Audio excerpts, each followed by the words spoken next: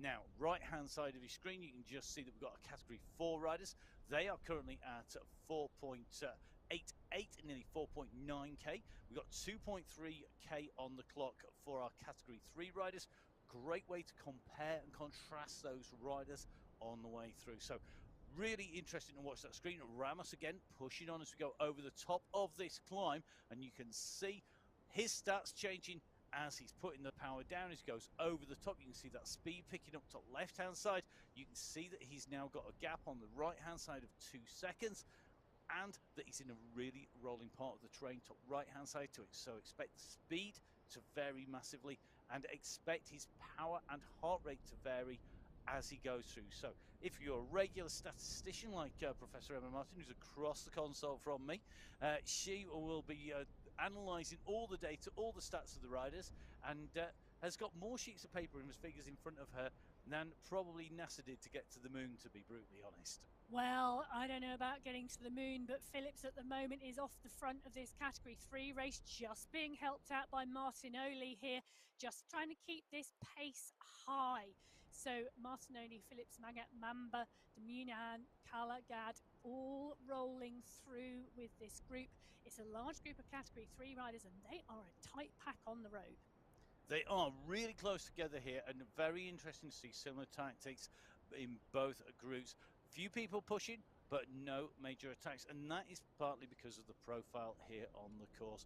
The riders know that there are no big climbs. They're not 8, 10, 15 kilometer climbs that we're going to see on the championship coming up, for example, but we have got some incredibly steep slopes which are really instrumental in how the race is won. They are really short and steep little kickers on this course, and we see constant attacks because of it, and I think that's what we've definitely seen in this Category 4 race. So on the right hand side of your screen, you've seen this Category 4 race all over the road during sections of this course. We've seen attacks from Ramos, went out really hard from the gun, group came back together again. Ramos has attacked here on this climb, and look at the stretch on this Category 4 group. That top right hand screen at the moment really showing how this group has stretched. This is a small climb, just shy of 3% at the moment, and it is indeed Ramos and Suarez who are the two riders at the front pulling this pace along. And you know what, they really are causing some of these riders in this Category 4 race problems. They are, and you can see that satellite navigation, that long line of riders. The pressure is on. Think big shoal of fish, of herring or mackerel, you know, a big bundling ball, mass and rotating around. That's when they're not going hard. When they go hard, it is every man for themselves, and it is lined up, and you can see that they are absolutely lined up now. Suarez coming back, goes over the top of Ramos. They're back together again, and Suarez will know how dangerous Ramos is. Expect to regroup on the right-hand side on the Category 4 riders, unless, of course, somebody puts in an immediate counter-attack, which would be a bit mean on this course at such an early stage. So Category 4, bottom right-hand side of your screen, at just over 6.5 kilometres, just over 4 kilometres for Category 3. Category 2 and 1 on the top of your screen. They are waiting and ready to go. And as you can see on your screens, Category 2 will be next, and then it will be Category 1, our fastest elite riders, who will be setting off last and trying to chase down all the rest of the pack on the way through. Prizes, though, are only in individual categories, so there's no prize for being the first over the line overall. It's just in your category. So top 5 in Category 4, top 5 in Category 3, top 5 in Category 2, and top 5 in Category 1. And our top teams as well. And that team competition really important today for those riders in a team. Not everybody is in a team, and that can affect it as well. So if you've got an individual lone wolf riding for themselves, that can change how the ride goes versus a team rider up there. And it's a different dynamic today, and that'll be even more different when we come into the championships, and we'll give you a little bit more about that when we've got all 4 of our categories up and on the road. So Category 4 underway, Category 3 chasing.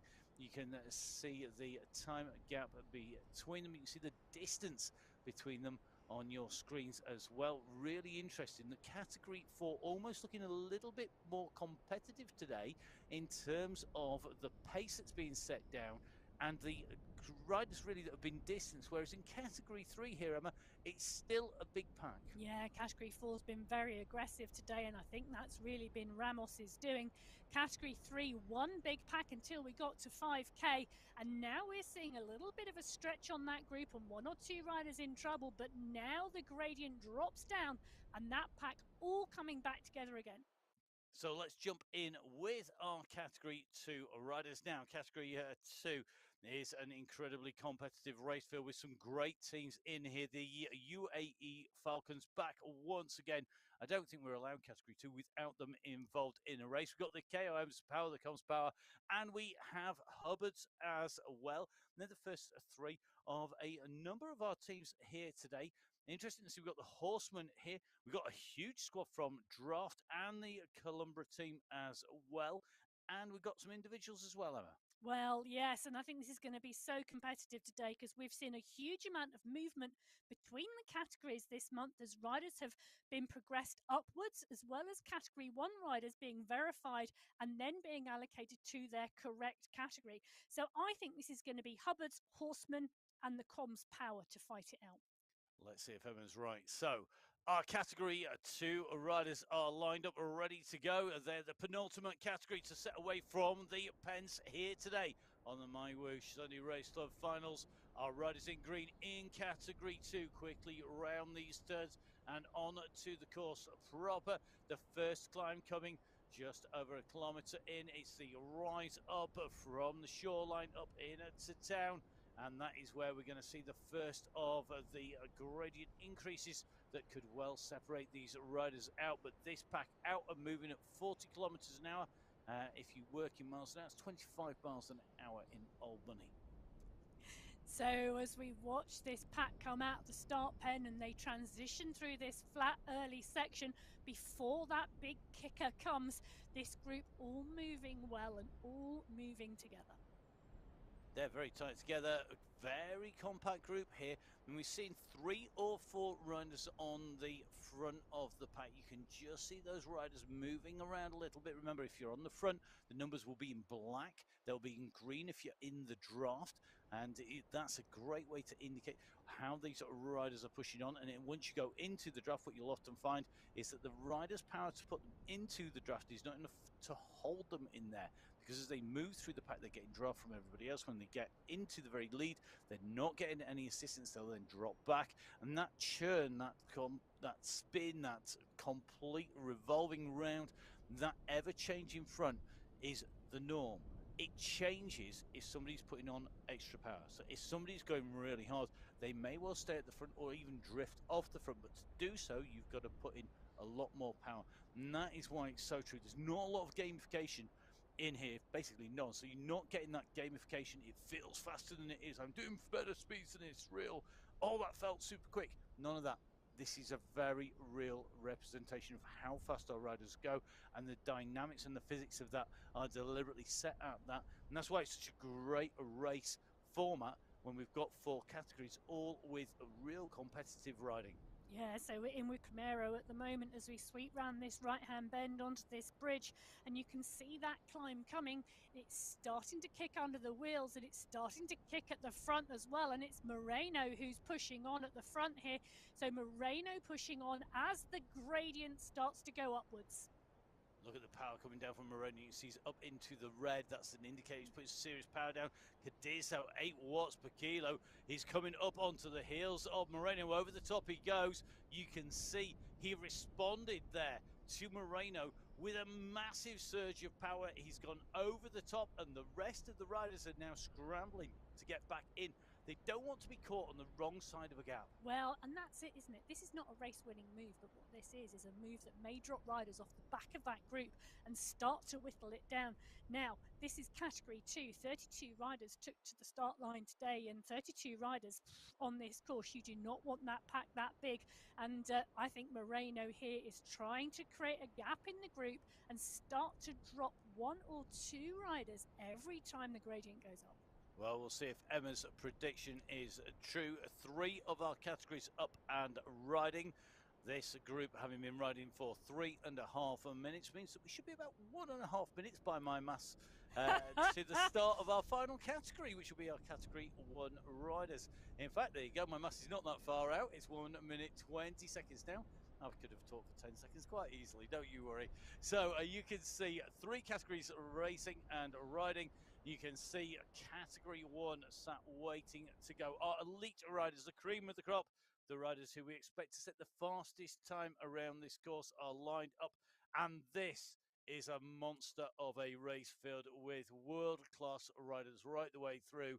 Our teams, well, the UAE clan team, the team to beat, as you will have seen on our rewind. Swedish Candy Canes back again, along with the Italian Gelato squad.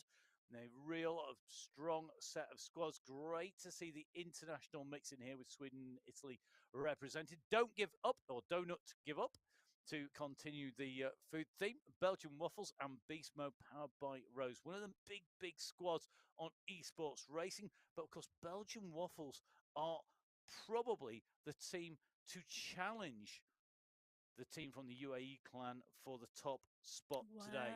Well, you say that, Matt, and indeed it's regularly been the UAE clan team and the Belgian Waffles, but in March it was Italian Gelato who took second place in the team.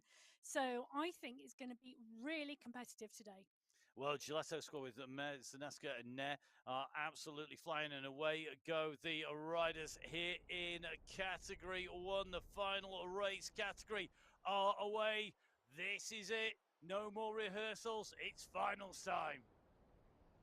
So as Walter sits in the middle of the pack, we've got the riders cleanly away from the start pen. They are away, and Von Haaren is the rider leading them out here. They have stretched them really long, actually, and we've got one rider in trouble at the back there. So as one rider gets distance as this group goes out onto the main course. And remember, of course, our riders here have got to have had 2 verifying rides to get into our finals, and it should mean that our riders should be all in the right categories in theory, which is why the finals are always really competitive. Add in the team mix and the team prizes for the top teams. 3 riders to qualify to set that time bar, and these riders know that they have got a big race on, and this is a very fractured start here. We are seeing riders yo-yoing around at the back of this group. Now, on some of our courses, you can take your time getting going. You can take your time building up, and you can time trial your way into the group. This is not one of those courses. This is all about being there, and that's why you're seeing the whole of the UAE clan team there, led in by Mr. X100, their road captain, looking so strong. Yeah, so some of our courses, you're quite right, Matt, 4 or 5 kilometres out start pen, pretty much flat. Today on this Wollongong city route, we've got around 1 kilometre of flat before we get to a really steep kicker. So the riders will come round the next corner and move onto the bridge over the water, and the climb lays it out in front of them. And it is a really steep section, of course. So positioning at the start pen, absolutely key on this course. It is indeed, and I think we're going to see some really interesting mixes in here, because we've got our teams, but it's about 50% of the riders are team riders, and they are going to be looking after each other. The other 50%, well, they didn't need to worry about tactics. They can choose and pick where they ride. So it's going to be really interesting to see where they end up on the way through. Hassan Sultan, for example, a rider who we know is going to be in the mix, riding individually. Van Haaren's the same. Rakadel Thieb, another rider who can put the power down.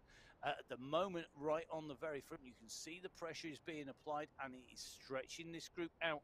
And as the speed picks up over the top, watch out for gaps in this group. So the front of the race at the moment, Lionel Vujasin right in the mix here. Vujasin for the Waffle squad, right on the front with Kaminsky in there as well. You can see Michael Kaminsky, he's been getting the miles in actually outside quite a lot at the moment. And interesting to see his riding. He's been putting in some serious distance on and off-road. Well, he's on the turbo trainer today, and at the moment he's got the turbo engaged because he's managing to stay in with this leading squad. David Darn in there, Said Safrazad, Popovic in here, Van den Eyck, Oyer in there, Kayan in there as well, Sednaska in there. And we've got Phil Grace, a man who we've not yet seen reach the front. Is this a record? We've reached 2 kilometres and Phil Grace hasn't gone on the attack. Patience, Matt, patience. I'm sure we will see him later. Now, interestingly, on the right-hand side of your screen, this is the lead on the road. This is our Category 4 race.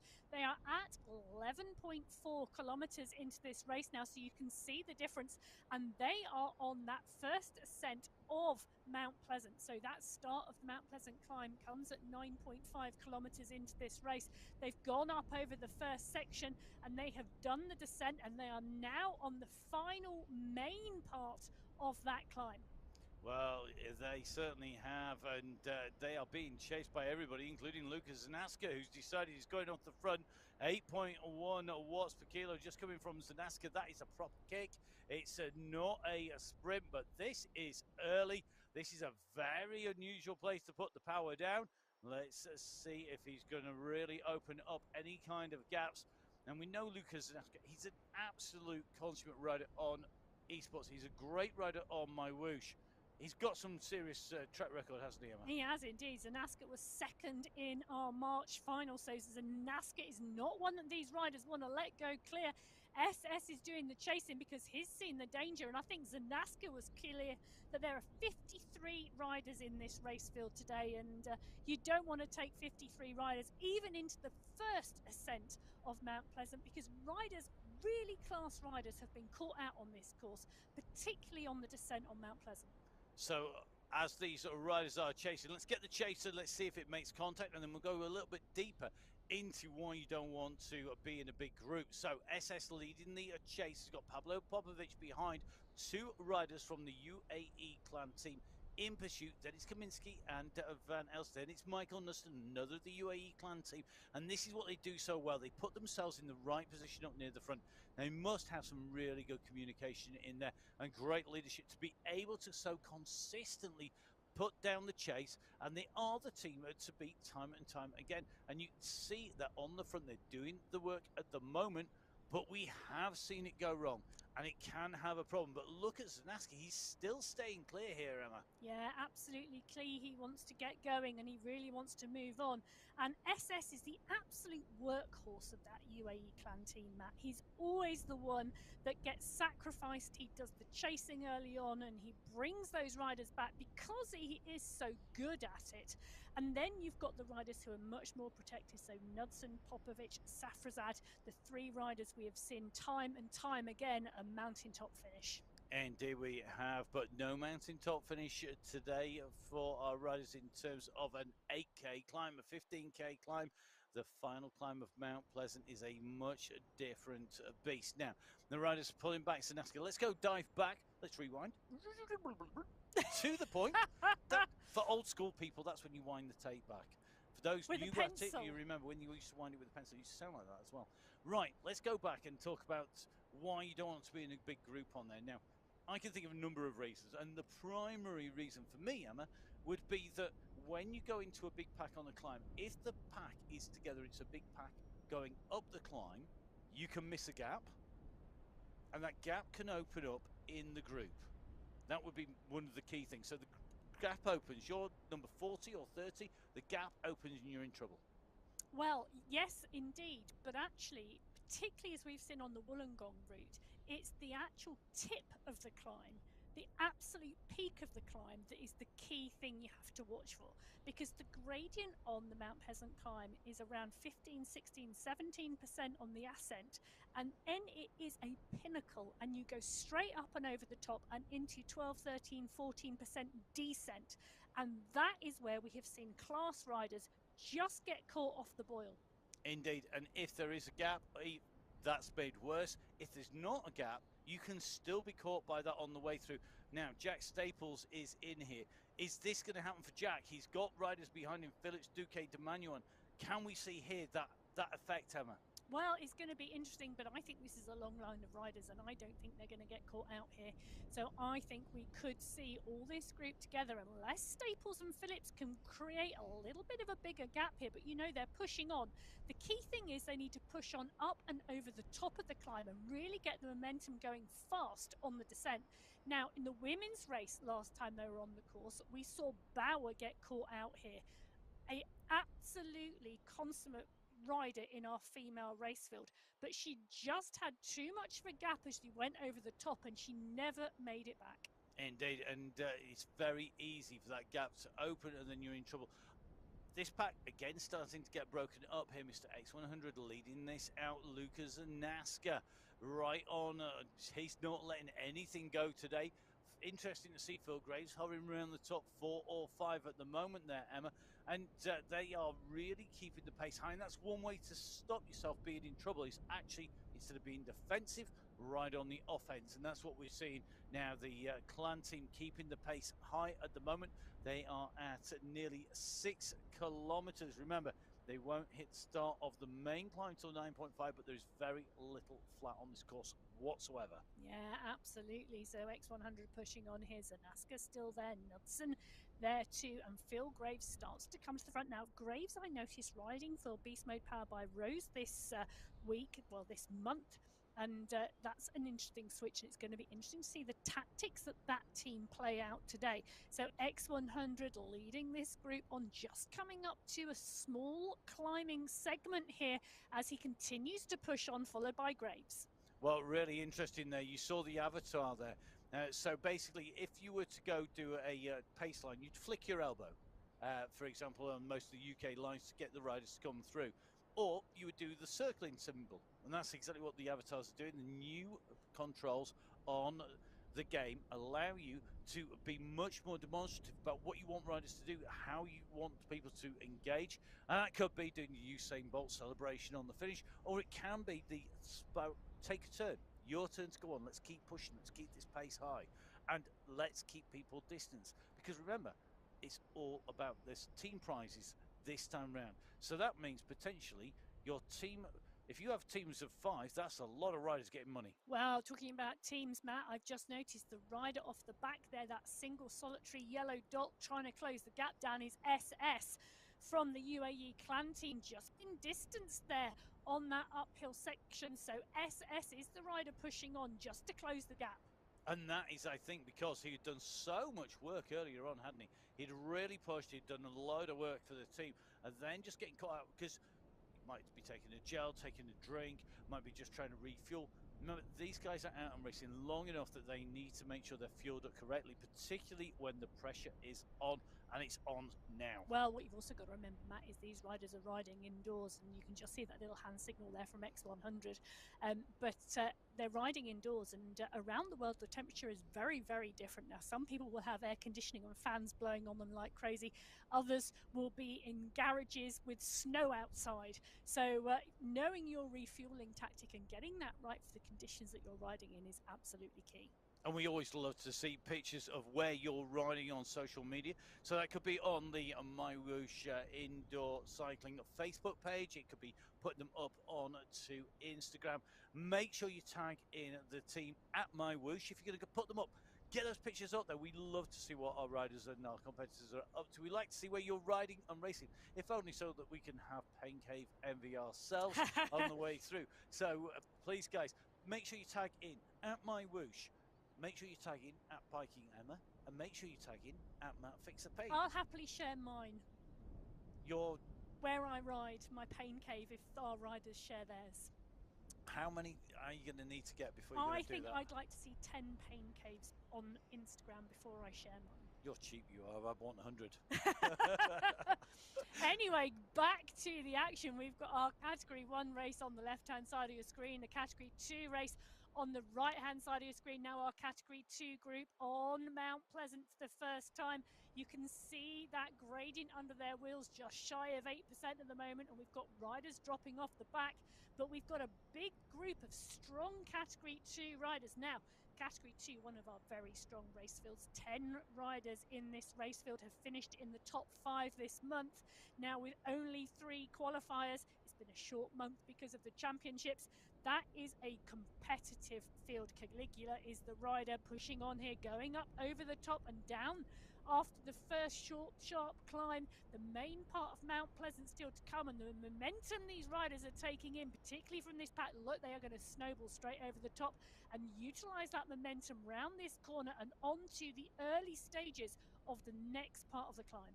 And the tactics here really interesting. You almost want to be at the back of the group over the top of the first part of the climb, so that you can then use the momentum and the draft of the downhill to snowball through and to catapult your way onto the start of the second part, because this is steep. 13.9, now 14, 15, heading for 16%, 17%.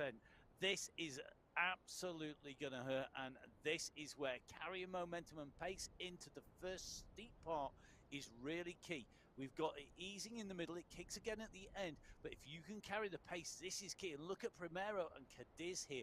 They are opening up time gaps here. They carry pace, carry momentum, spat the way straight through, and it's splitting the group behind as well. We are starting to see riders distance, people who can hold on those 2, 3, 4, 5, 6, 7% slopes, and not necessarily those that can stay on the steeper slopes. They're on this climb, they're on the right of your screen, category 1 on the left-hand side of your screen. We're riding in with the one and only Phil Grace, former professional Ironman. Yes, triathlete, and there are a number of different sporting backgrounds in this pack, from triathlon to mountain biking to cross-country skiing to judo and jiu-jitsu as well, I think. So lots of people from different sporting backgrounds coming to esports and esports cycling, as well as our esports specialists and our road racers, track riders, mountain bikers, all coming together on the platform today. So as Graves sits towards the front of this group, we've still got a really large pack of category 1 riders, and in front of them now is the first ascent of Mount Pleasant, starting to climb 3% at the moment, but that is easy. It is going to get to around 17% before they get to the top. It is indeed. So lots of steep gradients to come. So you can see Phil Graves we're riding in with at the moment as we come on to this climb. These riders really fight for position. Interesting to see Martin's moving his way up in with the front of that pack. A rider who had a great ride last week. The riders really are pushing here. There's a lot of red coming up on the screen. That means that there is a big power going down. We are seeing the numbers going up from 6 right the way up to 8 to 9 watts per kilo. Really interesting to see, though. This pack is still together and it is not really shedding any riders. So the first ascent of 3 is underway here on the MyWhoosh Sunday Race Club, our men's final for our category 1 leaders. David Dunn right up with Saeed Safrazed, Michael Kaminsky up near the front of this group, and now we start to see riders being distanced off the back here, but quick response there, not letting themselves go too far off. That looked like a really big power kick from the back to come back on. Now, might be mistaken, but that looked like that was Mr. X100 actually just off the back and having to respond and move up through the pack there. Really interesting to see. The pressure came on, the riders come over the top, and we're now into the descent before part 2.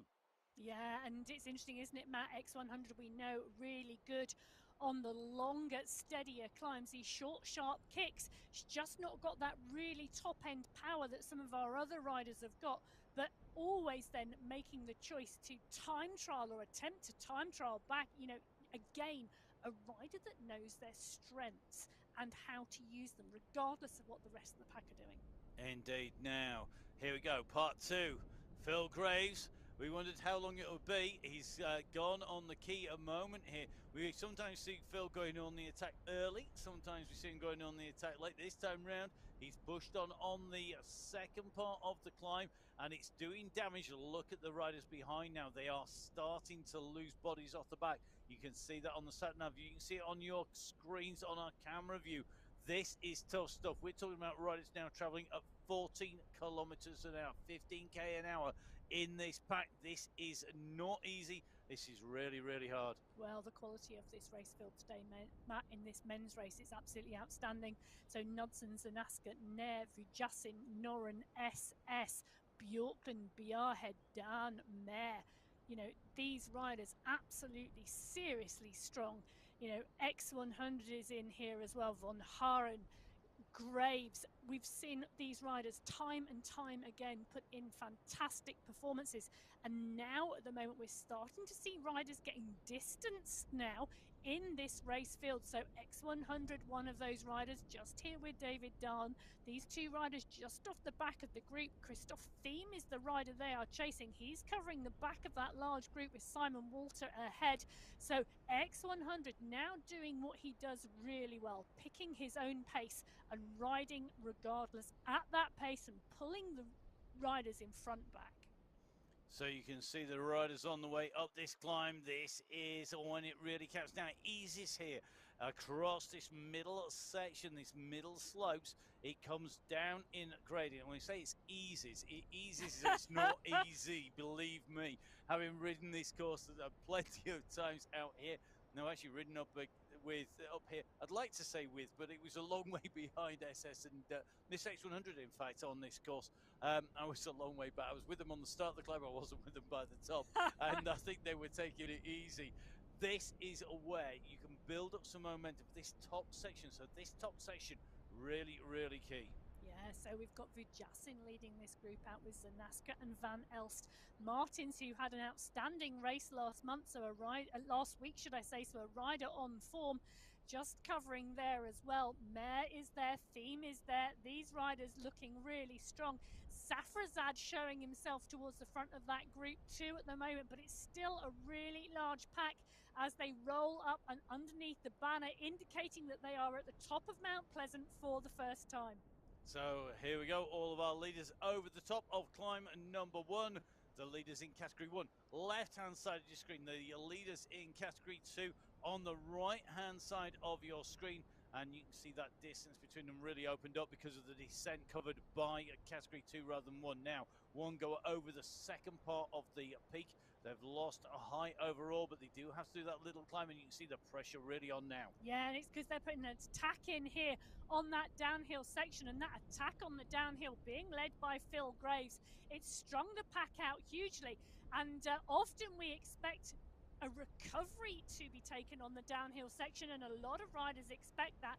And technically and tactically, riders know that if they attack on a downhill, they're going to catch people not watching what's going on because of the assumptions that they're making. So Van Elst is in here towards the front of this group with Van den Eckhart and Graves and Zanaska. We're seeing these riders all coming together now. There's a small split in this field, but that small split is not going to last for long. This group is still a big group after the first ascent and descent of Mount Pleasant. So as Van Elst, Vujasin, Gill, Graves, Bjorklund, Safrazad, Popovic, Knudsen, Walter, Dahn, X100 all come through now off of the descent of this climb. We have X100 and SS, the two UAE clan riders, are together and they are chasing on this descent. Bjorklund is the rider just covering the back of that group in front of them. That group just going round the bend in front of them as X100 sweeps around that left-hand bend. He'll see that group. He's got SS for company, and these two are going to work together to close that gap and bring this all back to 1. So you can just see the pressure is on. You can see the gaps that have opened up here, and these riders now having to work back. Great teamwork here, and they've really got to make the junction. It's really difficult, I think, for riders who maybe have less explosive power on this course. It is a climber's course to some degree because it has very, very steep gradients, but because they are relatively short, because the climb itself is not that long with rest in between, you really do find that somebody who can sprint and recover can get there. Yeah, and as we saw in the women's race last week, because the women's race rode in Australia in Wollongong last week, it really suited different riders to those courses in Arabia that have a long climb finish. So where we've seen 10 or 15 kilometers of climbing with a category 1 or a hot category climb at the end of the Arabian courses, this Wollongong city route really favours very different riders. So, you know, those riders who can hold a strong time trial pace for 20-30 minutes versus those with a really high power and a really explosive kick, the Australian course is much more suited to that latter rider. So great to see that we've got so much action out on the course. Our riders really working hard and continuing to push on here. The riders continue to try and increase the pace as they go up the climb to wind the riders off the back. They've broken the riders down. Big race field, Emma, at the start of the race, 53 riders on the start list. It's already come down massively, and we've only done one ascent. This is really, really key, isn't it? It really is a very tough course, and we're going to take the left-hand bend here. This a key moment in the racing for breakaways, particularly where the finish of the men's race is. We often see riders putting some pressure on this spiral turn here. So the riders coming into this turn, our camera's showing, you've got riders winding it up on the front. It's a nasty little kicker because it goes over 12% on the inside of the bend as they go over that turn. And look at the damage it's doing. It's again stringing riders out. You get distance here. It's hard to get on because it's fast on the other side of this this spiral turn. It is indeed fast on the other side of this spiral turn, but you can see the stretch on the group. But I think this group are all going to come back together again. Now, we started with 53 riders in this Category 1 race, and we are pretty much down to 18 in this pack. Now, at my counters, they continue to mop up the back of the other race fields who started in front of them. Brilliant to see. And look at this. You've got a rider trying to hook in here in our third category. I'll be holding the back of that, but it's and hoping it doesn't go mad. But I don't think that's going to happen for long because Mr. X100's wanted to keep this tough. Now, this is how to stop those explosive climbers from taking you out on the climb. Make them work on the flatlands. Make them work on the sections of course that suit you, that you can put the power down and hold that power. Mr. X100 goes. He's being chased by his nemesis. It's Phil Graves. Phil Graves, we were talking to Phil on the chat in the week, and Phil was saying to us he doesn't think he's missed more than about 3 or 4 Sunday race clubs in 2.5 years. Huge supporter, a great rider, and has battled against Mr. X100, I think, pretty much from the start. So 2 old adversaries now united at the front. Will they work together or will there be friction? Interesting to see. Well, they've got 5 or 6 seconds now on the pack as X100 is continuing to pull on the front. Graves in too. It's Zanaska starting to come to the front of the group behind as it stretches to 6 or 7 seconds. It's only 1 or 2 seconds more, but it is continuing to grow. So X100 and Graves on the left-hand side of your screen, the pack on the right-hand side of your screen, and Knudsen and SS and Safrazad are coming towards the front of that group. And yes, they are the teammates of X100 who is down the road. I think if they are going to make their way up, they're going to just try and mark out any moves in pursuit. Now, the chase has come very quickly here. You can see our 2 leaders are right up there. Knudsen marking out Vidal Mayer. Mayer was the man who chased there. So Vidal Mayer riding for the Italian Gelato squad of Zanaska, Nair, Noren and Mel, the rider who was leading that chase then, but marked out very quickly by Michael Knudsen. Not wanting to see another rider make it into the front group without another rider from the UAE clan team getting there.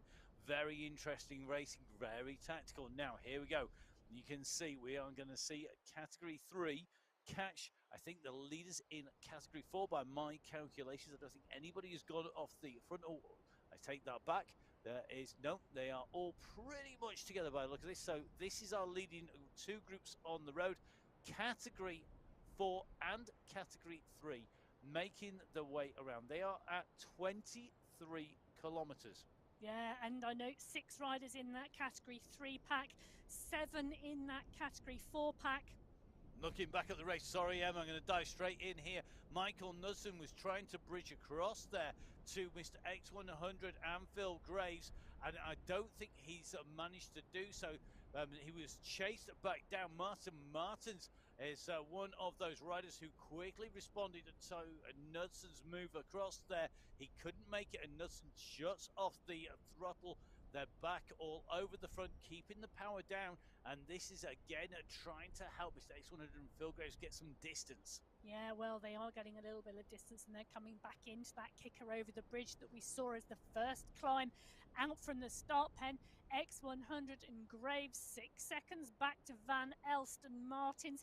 They are at the front of that group behind, and you can see them on the camera shot as X100 continues to push on. Graves continuing to work behind and stay on his wheel.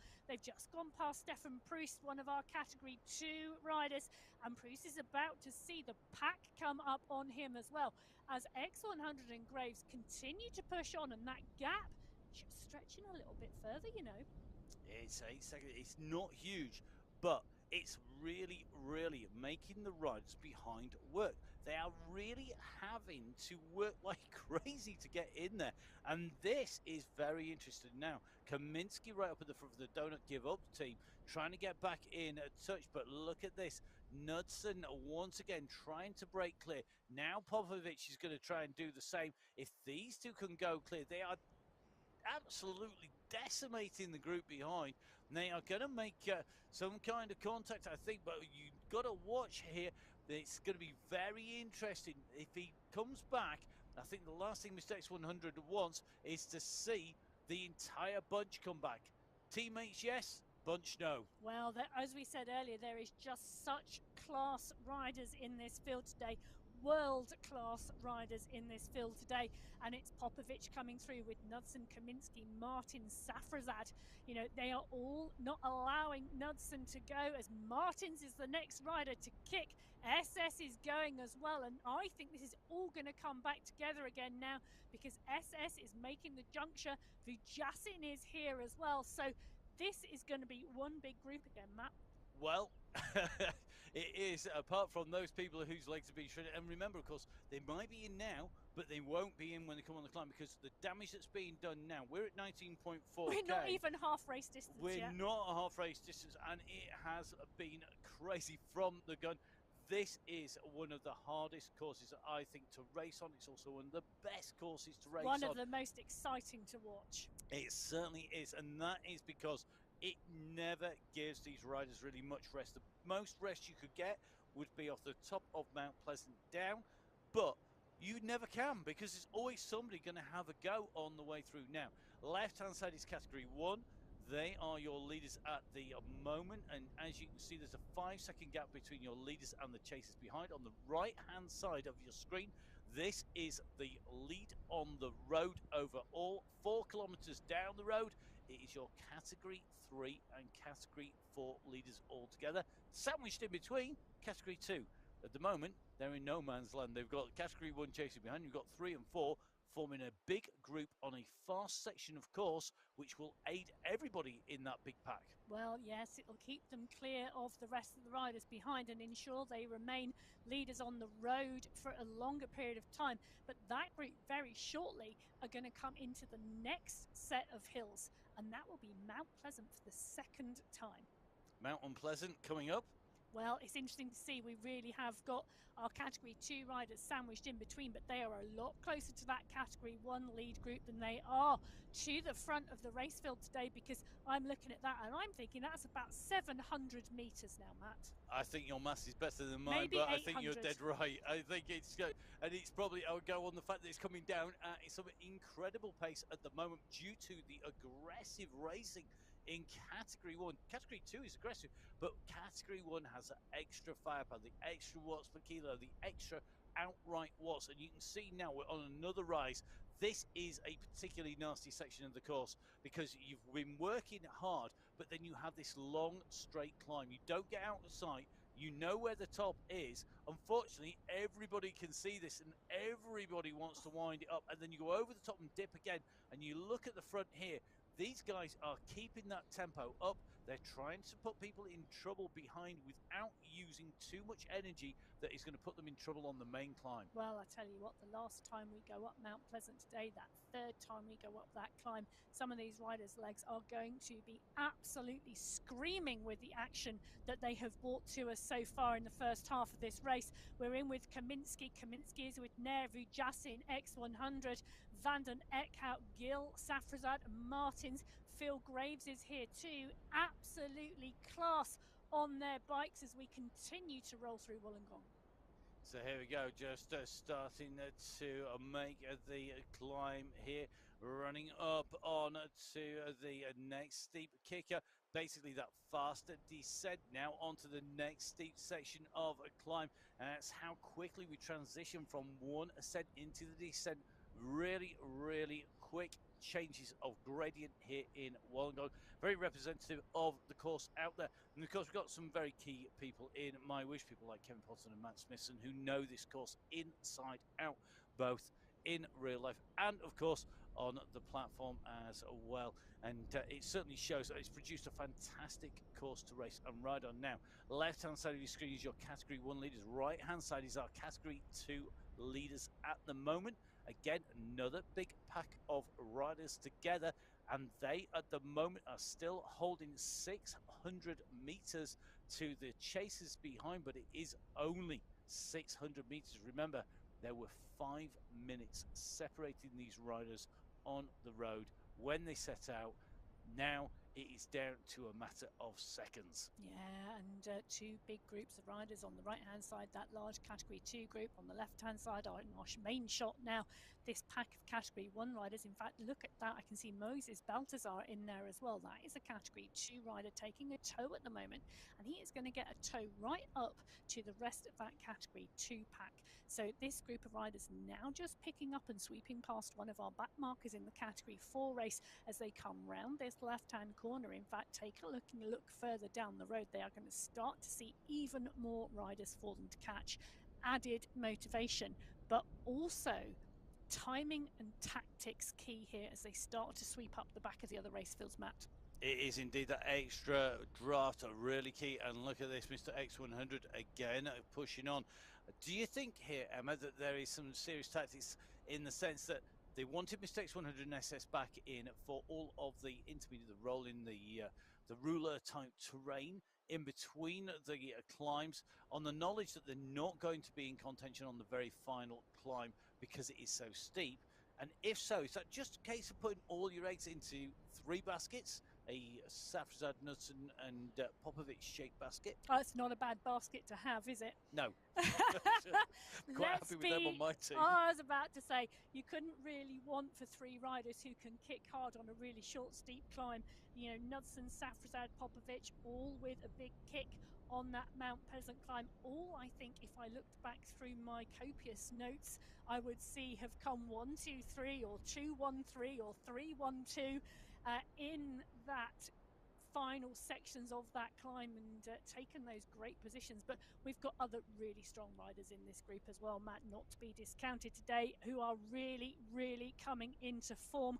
You know, we've had Nair, Vijasin, Martins on the podium this month, so looking really exciting for the latter stages of this race. It is indeed. Now, giving us a precursor of that, you are starting to see a separation between the red and blue riders, the riders in Category 3 and 4 as they come up onto this climb. It was Category 4 who set off first. It's Category 3 leaders who are the leaders on the road. You can see the blue riders with the extra power to weight, the extra category up in terms of ability. Well, they are leading the race out at the moment on this climb. You can see coming past our spectators, this is a 16% climb here at the moment. It goes up and kicks and then it eases, and that's where you've got to be in touch. If you're feeling the pressure, if you're holding on for grim death at the moment, you've got your fingernails just about holding onto the bars, you need to keep sticking it in there, because if it in there as it goes over, as it eases, you've got a chance of recovery before the next kick. You've still got to be able to recover on the climb, but that is key. Those 6 riders in that Category 3 race very well matched on that climb as we start to see X100 still just out front there, but this group all motoring together. They've got a very short period of time now till they too come to the bottom of Mount Pleasant. They've got a few undulations and a flat run until they get there, but it's X100 again just stretching the front of that group. He's really making the rest of the teams work. Vidal Mez, Zach Denaire in there. You're seeing those riders in there, Van der Niekerk, Theme, all up at the front. Really interesting to see that we are seeing Italian Gelato working very, very strongly as a team. Now, we said we were going to talk a little bit about the championships. We'll try and squeeze as much in as we can. But this, I think, is very, very interesting when we come to the championships. We're seeing these teams working together more today, I think, than they have done for a long, long time. And I think one of the reasons for that is because they are making sure they've got this dialed for our MyWhoosh championships that come up next week. We'll finish here today on the Sunday Race Club, and then it will be a 2-week gap for the Sunday Race Club, and that's because we have the MyWhoosh Championships, 7 stages across 8 days, with everything from the time trial to the epic mountain stages coming for both the men's and the women's, the $1 million prize pot, and of course we've got team competition in there, and being able to ride as a team is going to be really, really key. So making sure you've got that dialed now, is this is your last chance to really make sure it is absolutely 100%. You've got it nailed on. Well, let's be mindful. We're riding 45 kilometres today. The MyWhoosh Championships for the men, 460 kilometres. So a huge amount of racing and lots of thinking and planning to do from a team perspective. That's well over 10 times as much across the days. It is. It's only in 7 days of racing, not 10. So that gives you an indication. There are some absolutely monstrous days, including the climbs of the Headwind and Headwind on the same day, just to make life really difficult, all within the same distance. And don't forget, of course, we're going to be bringing you all of the action here on the MyWhoosh YouTube channel, and of course on Twitch TV/ it is MyWhoosh Live. Don't forget, of course, that you can catch up on social media as well. It is at MyWhoosh on social media. And, of course, you can get in touch with us. We love to know what you're up to. It's at Biking Emma and at Matt Fixer Payment. And, of course, make sure you tag us and MyWhoosh in on all of those posts. We do have quite a lot of social media posts flying around over the course of the week, and it's always great to get tagged in. Well, talking about flying around, our Category 1 lead pack have split in two, and the front pack have just come round that corner, and in front of them they can see this Category 2 leading race field. So this Category 2 race field, there's a Category 3 rider in there as well, but it's a large pack, and that Category 1 field just coming into view behind, about to make the chase now.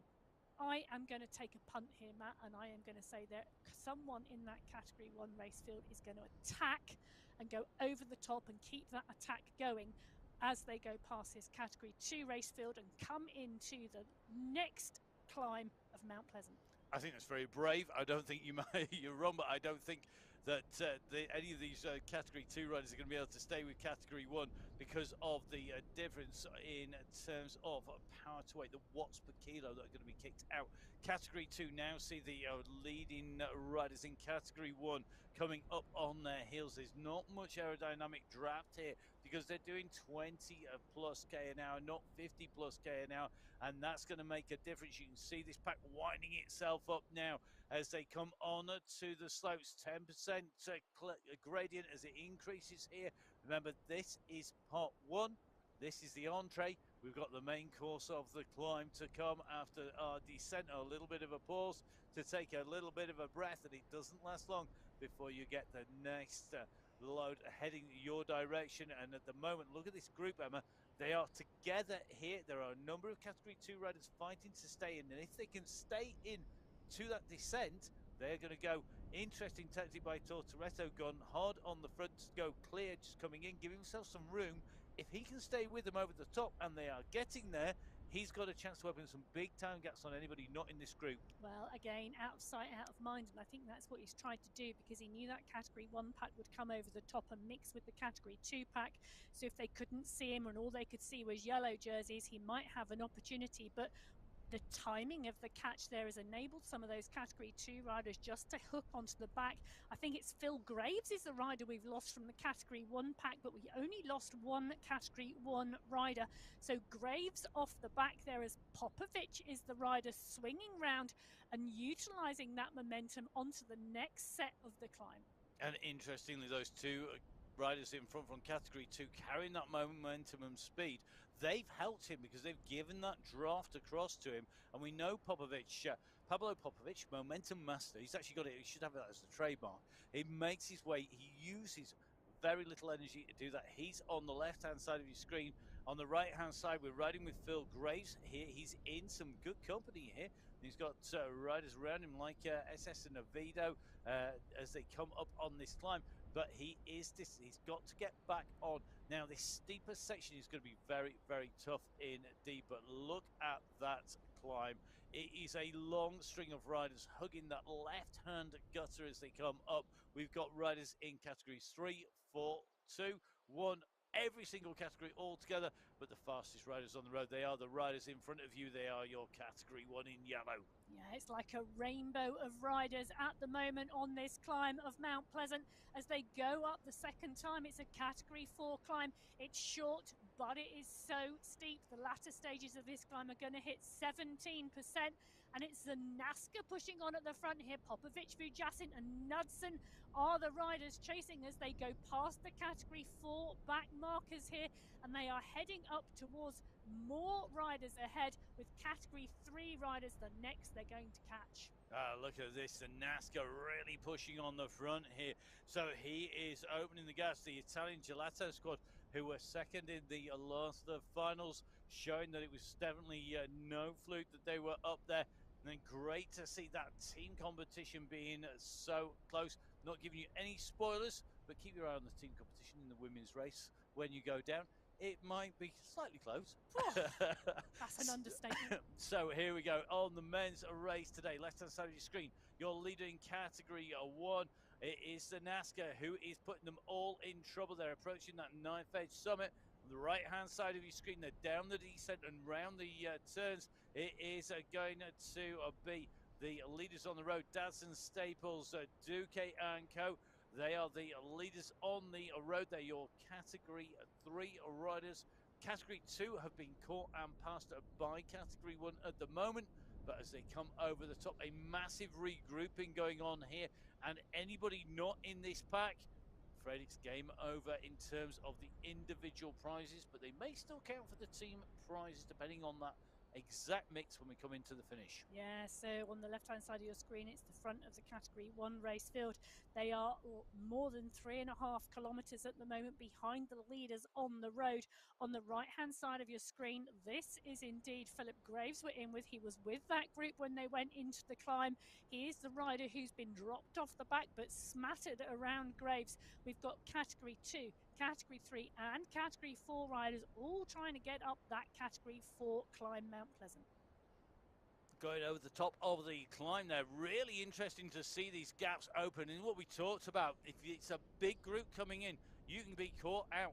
And you look at, say, Safrazad, somebody who could be in for the win on the climb, now having to put out 8 watts per kilo to get back in. Our climbers tend to be lighter. They can't go downhill quite as quickly. They don't have that advantage of having that extra mass. They've got to work to get in. And you're seeing people like Vujasin and Safrazad here really having to work to get in with the group, because traveling at nearly 70 kilometers an hour, over 40 miles an hour, they really have to move to get in. There is a massive advantage of sitting behind a rider here. You're going to save so much energy, and that means that you have a heck of a job to get on. And you can just see the last of our riders joining on the top right-hand side on that sat-nav view, and that means that this pack, well, this is all that is going to be in to contest the finish, unless they put the brakes off and stop off for an ice cream on the shoreline. Well, what's really interesting is Thiem and Kaminsky only 4 seconds back now, 5-6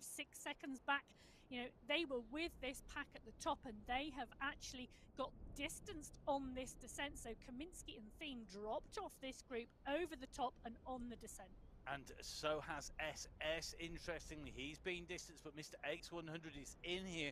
So the work that was done on the lower sections has worked for him. Now, on this course, in previous editions, we have seen SS and Mr. X100 chase together to get back on and make it. This time round, SS is on his own. This is an almost impossible task. It would be a monumental chase to come on. And the guys on the left-hand side, the Category 1 leaders, will know that the UAE clan team have lost a rider. They will be able to see that on their screens. They'll be watching the live feed as well. And that means that they know they're going to push, and they're going to push hard on the front. And this is going to be a key moment down here into that spiral turn. Is going to be absolutely critical. Well, and it depends completely, Matt, on what this lead group do, how much they attack each other and how much they just sit up and look at each other, as to whether SS picks up Thiem and Kaminsky and those three riders can make the juncture back to this lead group. They are, the lead group just going round the corner, just out of sight ahead as SS continues to push, but we've got a bit of a push coming on the front, and it's Knudsen and Norrin who are really working hard and just catching a back marker in that Category 3 race. It is indeed Knudsen who is doing the damage on the front of this pack. So Knudsen trying to go clear on the front of the pack. SS is at about 20 seconds back. It's about 10 seconds then to Kaminsky and the other chaser behind. They are in trouble, partly because the pack is trying to respond to Knudsen. So the riders are going to come back onto Knudsen's wheel. Pablo Popovic and Knudsen are together. They've got Said Safrazad in there. So those are the three, aided, of course, by Mr. X100, who's also made that. So that's four from the clan team, and they're showing why they're such a difficult team to beat. Now, onto this steep gradient around this left-hand turn. This is a quick kick around here. We are at 32k, so we are well on our way in towards the last run towards the climb. Remember, we finish at the top of Mount Pleasant this time round, so this is the final long flat run section that these riders have. And it is that run across past the pens and up onto the climb up and away from the shore. Well, 12 riders still in this lead group of this Category 1 race field. 12 riders, 12 world-class riders, I'm going to add, because they have started shedding their compatriots, and some of those riders who have gone, we're looking at SS on the left-hand side of your screen at the moment, Thiem, SS, Kaminsky, Graves, were all in this group at the bottom of the last climb of Mount Pleasant. They are not there now, but they are working as a group and working strongly in an attempt to bring back that pack. We said SS needed to catch Thiem and Kaminsky, and the three of them work together. If they can work together, they could bring that pack back. You can see it further down the road on that top right-hand corner of your screen. You can see the blob of yellow in the distance. Can these three riders make the juncture? Well, really interesting. SS has held the group at 17 to 18 seconds. However, Kaminsky and co have gone backwards. They were at 10 seconds. Now that means that SS needs to give these guys a tow, give them a bit of a rest, and then be able to use their draft to come in, because he can't tow them up on his own. He can't get there solo. He needs to have help. Meanwhile, Knudsen is on the front, keeping everybody honest, and it looks like to me we're seeing another split in this group. So Knudsen, Safrazad, Mr. X100, along with what is going to be Popovic. Is this a team time trial off the front? They've opened a little bit of a gap here and caught people napping, and you can just see there needs to be a response behind. Oh, no one is going to let them get away with that. That is the cheekiest move I've seen on the MyWhoosh Sunday Race Club for a long time. This is where the team need to push. They don't wait. This is the time. They've got everybody in trouble. They've got them on the ropes. I know, I want to see a nice long line out. It's going to be a tag team surely here. Mr. X100, Michael Knudsen, Pablo Popovic, Safrazad in there. The only person who got with him is Vujasin getting a free ride at the moment, and they're keeping the gap there. This is a critical moment in the race here, because if the UAE clan team can spring off riders like Safrazad, Knudsen and Popovic, they are going to find themselves in the absolutely prime spot. And look at the work being done by Mr. X100 here. Knudsen's coming on to give it a turn here as well. They've got to keep on working, though. They want to keep Zanaska and co. They're at 3, if not 4 seconds. Cheeky move of the year, bar none. This is something else again, and look at this. You need to be careful, or I'm going to start calling him thrown off. I tell you something, that you've got Emma here across the studio from me, regular DS on esports, regular director sportive, and she knows how to call a team on a time trial. She's taken her teams to winning ways on many occasions, and at the moment, she's absolutely itching to call this. Behind you can see panic stations. Mare, Zanaska, Van Elst, and Norren Van den Eckhout are all the riders who are chasing behind. But what the front group's got to be careful, they don't split themselves up. They need to work together. And now this chase, this concerted chase behind, is going to see them lined up in front on the climb. This is where it's going to be key. Will they stay away? And if they don't stay away, how much energy have they used? Because the guys behind, there's almost as many in front as there are behind now. This is critical. If I was on that front group, I'd be working, I'd be shouting at everybody, whether they could hear me or not, to really push now and to push over the top, make these last few meters that the chasers have got to do count, because this is critical. Will they be able to get back? Remember, you've got 5 in front, you've got 4 chasing here. Zanaska, Norren, Van den Eckhout and Mel, they know the danger in front. They've really got to push. Norren now giving it absolutely everything to get back on.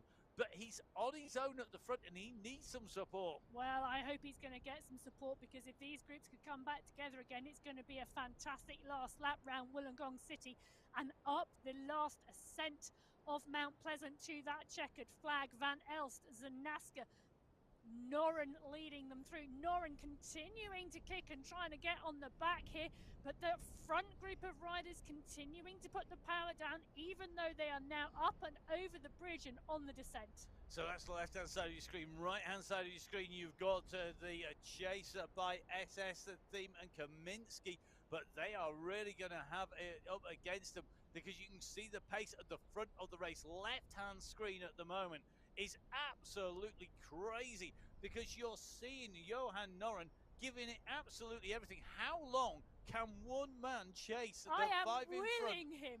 willing him to make the back of that group.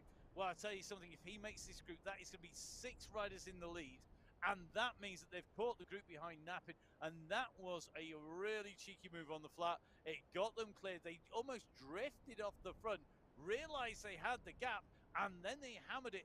And on that climb, when they came together and they were at their closest, it looks to me like Norren's the only one who's got across now. He can't afford to sit in with the riders in categories 3 and 4. They're not going to have the pace.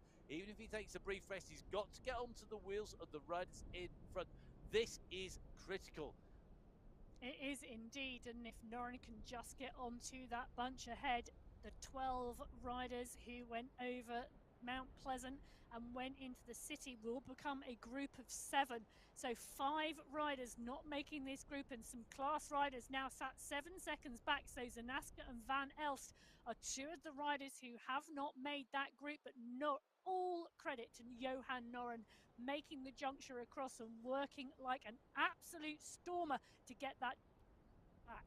And Vidal Mayer, what a ride by him. I mean, he's right in that group there. He's one of those riders, I've not been, I've missed him on the way through almost, because he has made the junction as well. So Mayer and Norren joining the group. I mean, I'll tell you something, this is a really tough stuff. And now look at Zanaska. This really is interesting. These riders know they've missed the boat. They know they've got to make this across. There are 5 prizes individually, but just as importantly, you've got those team prizes that are key. Yeah, so Zanaska and Van Elst now pushing. Nair is there as well. These riders now looking to make the junction, because the gap is down to 2 seconds. You know, it's just 2 seconds to that leading group, so this is not all over yet, and that group of 7 could become a group of 10. What action here on the MyWhoosh Sunday Race Club. I mean, we are just seeing attack after attack. And look at this on the front. Knudsen knows he doesn't want to let them back in again. He can push at the front, but they're coming behind. And it could well be that instead of having 1 or 2 chasers at the back chasing a large group in front, we've reversed it in the matter of a few seconds. We're going to have Knudsen out the front, and then you're going to have a big pack chasing behind, because, of course, you're not going to see people like Popovic and Savrasek surely chasing down their own teammate on the front. that is not the kind of move, because Knudsen, let's face it, he's a rider who could take this to the finish. Come on, there's a really fine balance, isn't there, of not chasing your own rider down as they attack off the front, but there's also the beat of not letting the riders get onto the back of the group and keeping the pace high enough to make those legs hurt behind you. So X100 here trying to come across to Knudsen now to give Knudsen some company. Knudsen out front, X100 juncture onto the back of Knudsen's wheel. So we've got 1, 2 UAE clan team side. Safrazad coming across as well. Pablo Popovic is there too. Zanaska is the next rider with Nair in that group. And my gosh, their legs must hurt because they have done nothing but chase, chase, chase. So Safrazad goes over the top of Knudsen. We've got 1, 2, 3 for the UAE clan team. Fujasin is the next rider, and Noren making that massive effort to close it down last time, but I think this group is all going to come back together again. Well, I'll tell you something, I think for me it's indicative of how much damage has been done by this constant attack. And the guys who went clear on the front then had volume, they had the groups together, they could open the gap, they then could sit in a group of 6, 7 riders, and that then meant that they didn't need to do as much work. And the chasers behind were having to close that down. So you've got almost more work being done by the chasers. That is really tough stuff. Really interesting to see. Let's lead into it just a second. Let's go across to the riders who are just up the road. These are the riders who are the lead on the road in the blue. They are category 3 leaders here. You can see it's still a good sized group of what is going to be 7 riders, I think. And they are looking very, very strong at the moment. They are well on their way around. They are currently just approaching the 40-kilometer mark of 45. Don't forget, of course, we finish at the top of Mount Pleasant, and that means that there is still plenty of time, if not distance, for our Category 1 leaders to close down there on the left-hand side of your screen. Yeah, and I think that's what we're going to see happen, Matt, because this Category 3 pack now having a much steadier ride at the moment. I think that group of 7 have decided that it's all going to come down to that final climb of Mount Pleasant in that Category 3 race, and hence they are having a small period of recovery. And you could see that in the pace difference between our Category 1 group and our Category 3 group. Category 3 group started around 25 kph. Knudsen and Safrazad X100 at the moment pushing on much closer to 35. Yeah, really interesting to see. And just watching the group behind, because that time gap has gone back out again, Emma. We're at 9 seconds at the moment to the chasing group. So once again, the UAE clan team have really taken it to them, and they have put 3 riders down the road. They have 3 riders down the road. They have opened up the gap, and they've got now nearly 10, if not 11 seconds. It's yo-yoing out there. They've opened a gap. Now, of those riders, Safrazad and Knudsen, we know, can climb to the finish with the very best. Mr. X100 less likely to do that because of the steeper gradient at the start and at the very end. However, if he can work with these riders and give them a springboard, he could be setting up the team for a massive win in some incredible style here today. Very interesting to see that open up at the moment at the very front of the race. And the chasing group, they're on the right hand side of your screen. Well, they don't look to be as determined as before. I think that's reflected because they're across the road. Yeah, well, I'm not sure that Safrazad and Knudsen climb with the very best. I think they are the best because Safrazad and Knudsen have exchanged the win many times, especially at the top of Mount Pleasant. So Safrazad and Knudsen lining this up for a team competition to see who can take it and who has the best climbing legs today. But X100 is in there as well and doing an astounding job today for the team. X100 leading them out and ensuring they stay away from that group. So with 40 kilometers of a 45-kilometer race now under their wheels, it is 3 men from the UAE clan team. We have Knudsen, X100 and Safrazad out clear. It's 10 seconds back to the chase, being led by Noren and Nair. So the stage where we are into single digits, we're into the last few kilometers.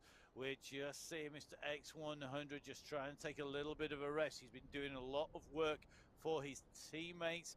We saw him set up that move that saw Pretty much the entirety of the team left. 4 riders left in that group. They all went off the front with Vujas and the company.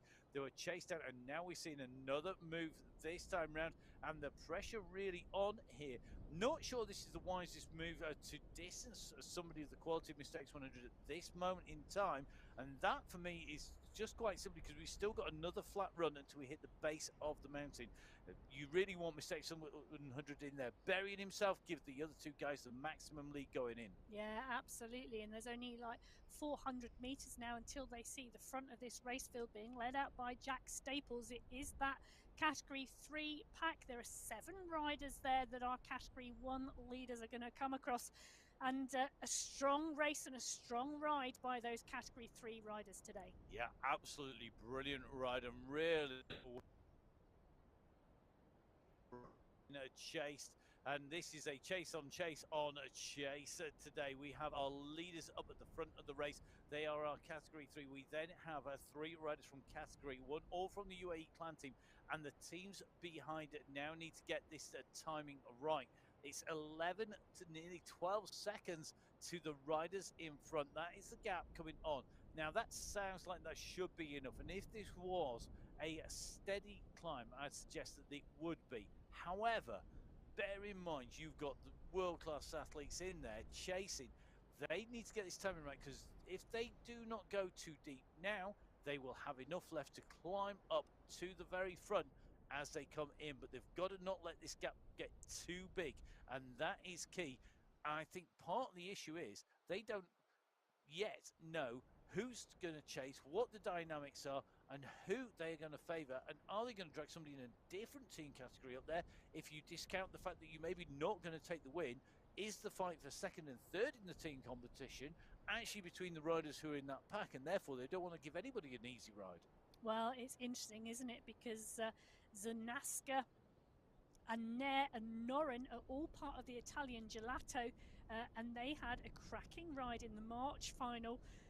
Vujasin is Belgian Waffles, but I think he is the only one of the Belgian Waffles who'll be the first counter to come in from there. So I think it's looking like it's going to be the UAE clan team and Italian Gelato Matt who are going to fight for this team competition.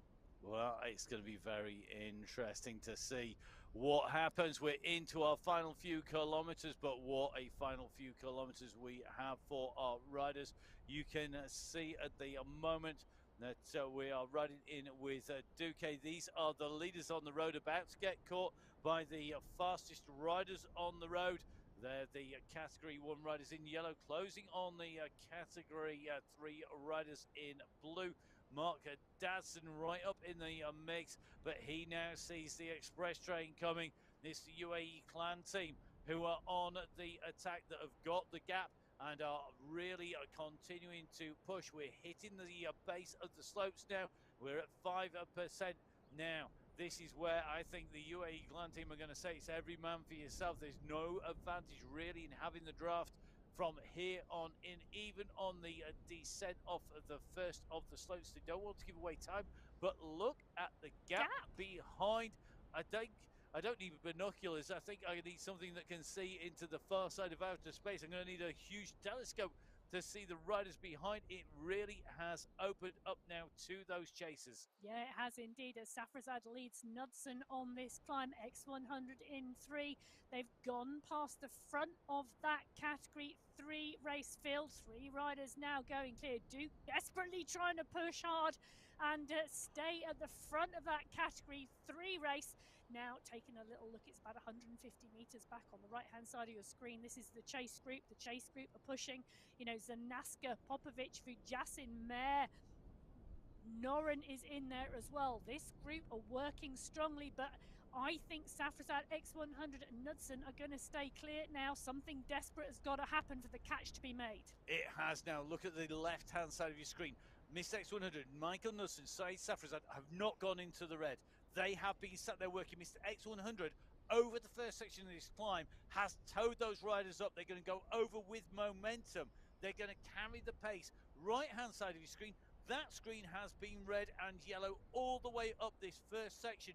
There's been somebody fighting, struggling, battling on that screen all the way up. Left-hand side, they took it steady. They are saving it for the second part of the climb, for the main part, and this is where it's key. Look at the riders coming down here now. They are absolutely flying. Mr. X100 is going to lead them on to the climb, onto the second part, onto the final kick in. There's no more downhill now. It's uphill all the way to the finish, and it's being led out by Mr. X100. Well, there's a battle underway here because Knudsen, X100 and Safrazad are fighting it out. 3 men pushing on and pushing on hard. They are absolutely giving it their all as we start to see Safrazad come to the front.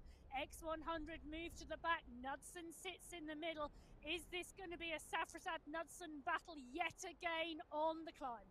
Oh, it's going to be surely. And I'll tell you something, it is going to be a battle royale. Remember, there are 5 individual prizes. There are prizes for the top 5 teams. It's been set up today by that UAE clan team. Perfect timing for coming into our MyWhoosh Championships, but the gap is starting to open up to Mr. X100. What's the gap back from X100 to Zanaska? It's 10 seconds separating Mr. X100 and the chase behind.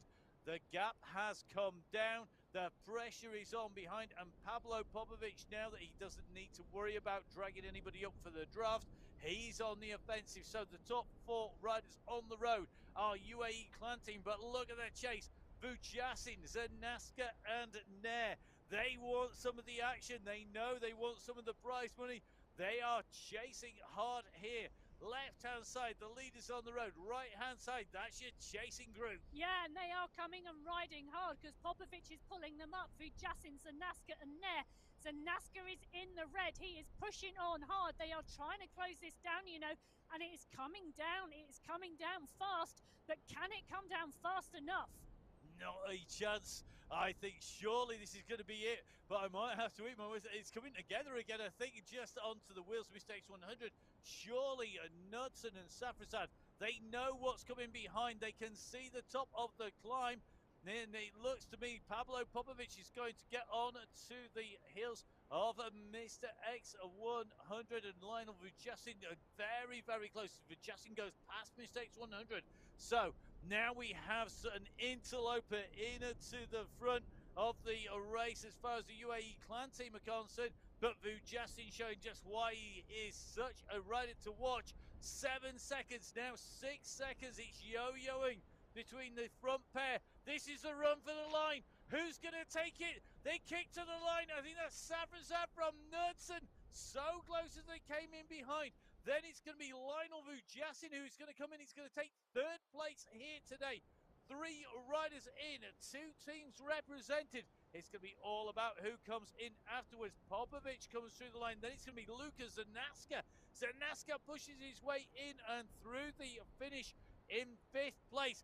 This is absolutely down to the wire.